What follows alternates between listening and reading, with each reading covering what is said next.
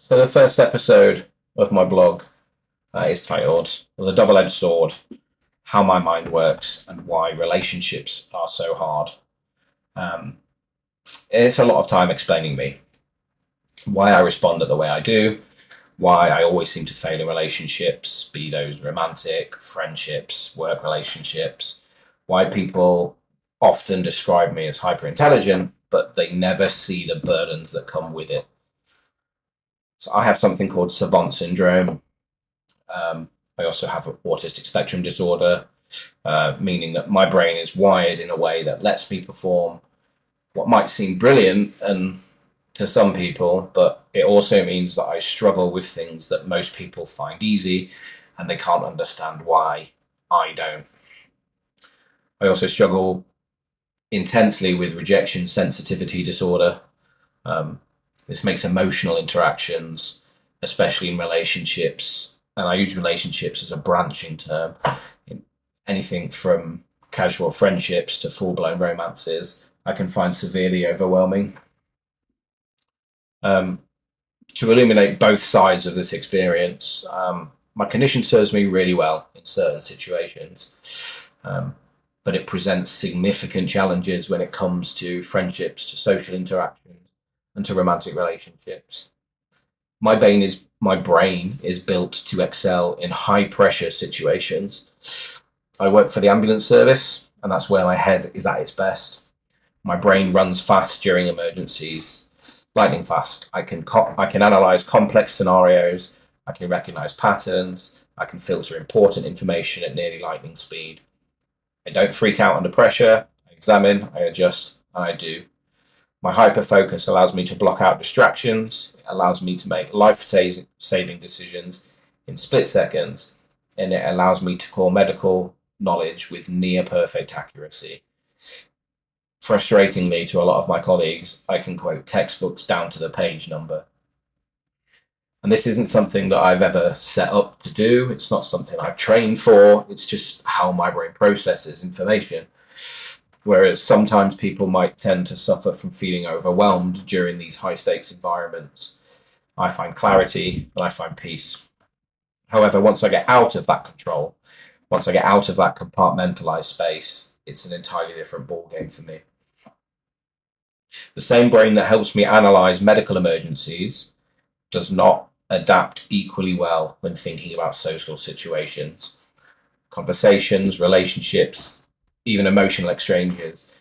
They don't have stringent rules in the way that medicine does. There's no textbook that I can memorize. This is further complicated by the fact that my brain still has no idea how to read the unspoken nuance, the subtle undertones that are often present in human communication. People are erratic, they're unpredictable, they're inconsistent, and I overanalyze everything. Yeah, I'm that guy. Every single word, every expression, every shift in your tone, posture, body language, I will dissect everything, trying to find out what it means, and I overcomplicate it. I feel emotions incredibly intensely. A casual rejection, a misconstrued text, a shift in tone can hit me like a freight train. To some people, it will seem over the top, like I'm over exaggerating, but I find it that overwhelming.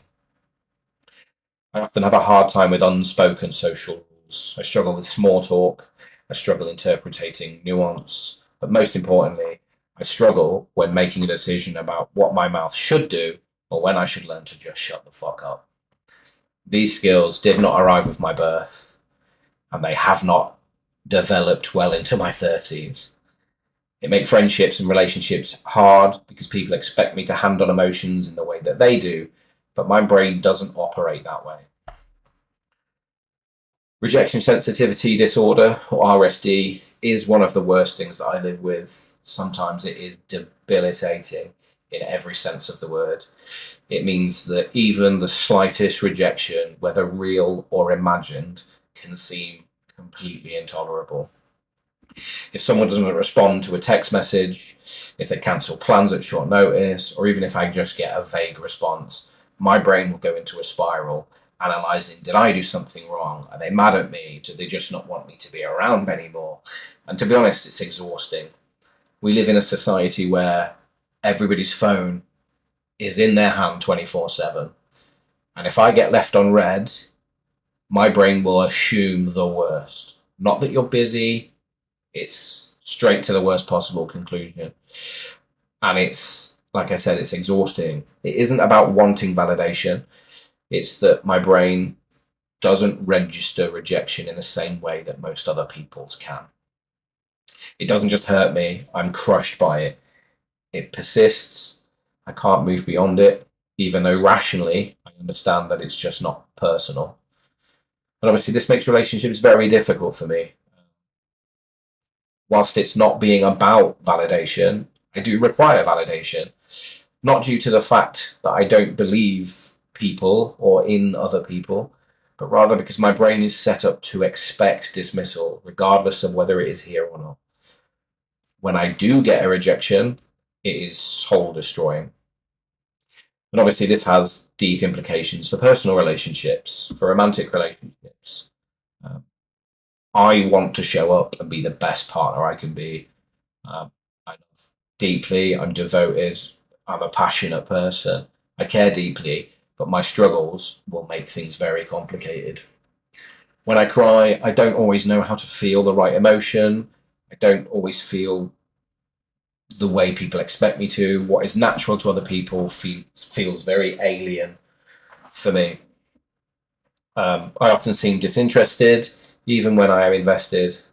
Sometimes I shut down because my brain is too full. It's not because I don't want to be connected, I'm just busy in my head. I worry about every exchange that I have. If something seems off, I will ruminate on it. I'll replay the conversation over and over in my head, analysing what I did wrong. Did I say something wrong? The tone of the other person. And as I've said, it's exhausting. I do best with straight and candid communication. I tend not to read between the lines well. If there's something wrong, I need you to tell me directly, or else I'll completely miss it and I'll spiral into anxiety trying to figure it out. I know many of my work colleagues have been with me at work and will have often heard me say to patients, I know this sounds blunt, but I don't know any other way to be. That's how I need the communication in return. I do, however, have a very close network of friends, of family members, even mentors that I know I can count on. These conversations can be tough for the people in my life. I don't expect other people to shoulder the burden of my struggles. I just ask for some compassion, for some patience, and maybe a little understanding. If there is someone in your life with a brain like mine, whether that's a friend, a partner, a family member, here's what helps. Be direct and be honest. Please don't leave things open to interpretation. If there's a problem, tell us. Reassure us when we're needed.